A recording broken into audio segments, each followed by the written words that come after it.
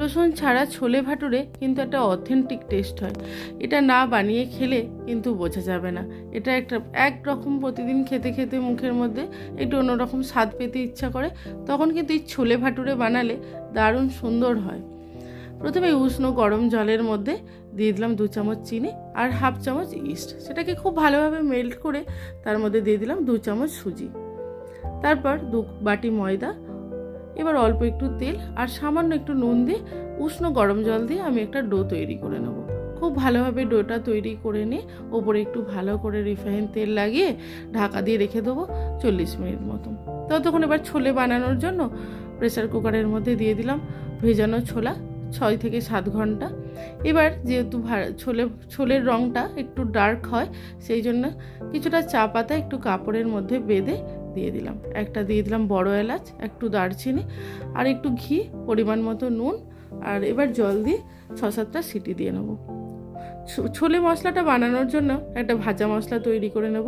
ধনে, জিরে, মৌরি, সাজিরে সব নিয়েছিলাম। নিলাম এলাচ, লবঙ্গ, দারচিনি, জয়িত্রী আর অল্প একটু জায়ফল।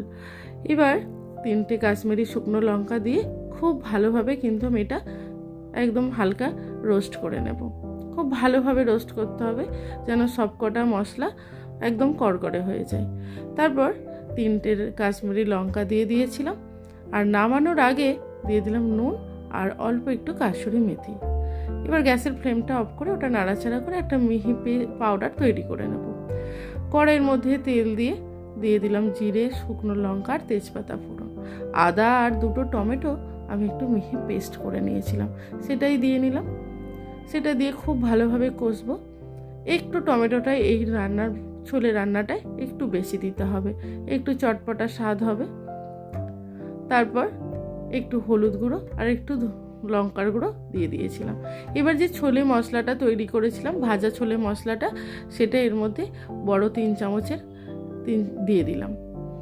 এবার সিদ্ধ করা যে ছোলাটা সেটা দিয়ে পরিমাণ মতো নুন দিয়ে আমি ঢাকা দিয়ে ফুটতে দেবো কিছুক্ষণ।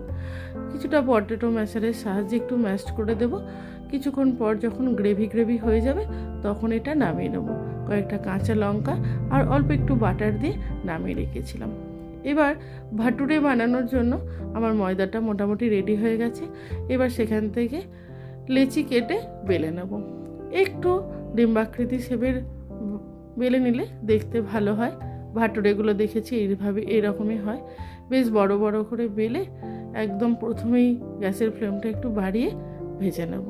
একদম এরকমই ফোলাই থাকবে আর খেতে দারুণ টেস্ট হয়।